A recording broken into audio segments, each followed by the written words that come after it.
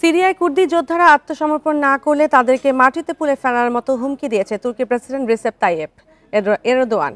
বুধবার তুরস্কের সংসদে এক ভাষণে এ হুঁশিয়ারি করেন তিনি। এরদোয়ান বলেন, তুরস্ক এবং সাধারণ কুর্দিদের মাঝে রক্তের প্রাচীর তৈরির চেষ্টাকারী সন্ত্রাসী সংগঠনকে চিরতরে নির্মূল করা হবে। এ সময় দীর্ঘ সীমান্ত থাকায় সিরিয়ায় নিরাপত্তা ও স্থিতিশীলতা তুরস্কের সঙ্গে সংশ্লিষ্ট বলেও জানান তিনি। এর আগে আঙ্কারা জানান, নতুন সিরিয়ায় কুর্দি গোষ্ঠীর কোনো স্থান নেই।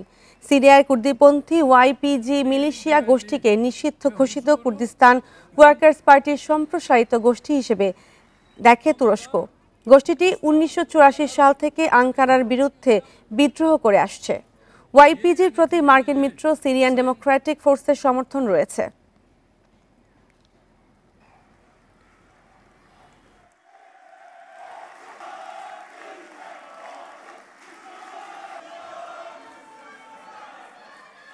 DAEŞ ve PKK başta olmak üzere her iki ülkenin de bekasına